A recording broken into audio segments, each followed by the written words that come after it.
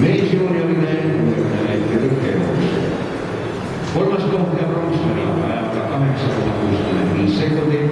Pärnu spordiklubi aituse esindaja Jarmo Harjakas.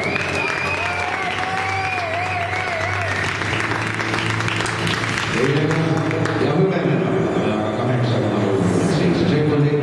Tartu Ülikooli Akadeemilise spordiklubi esindaja Tanel Reilomägi.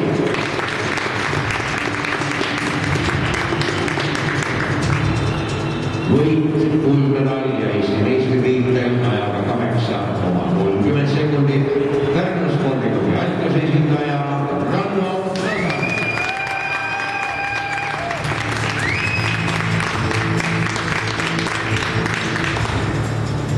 Võitja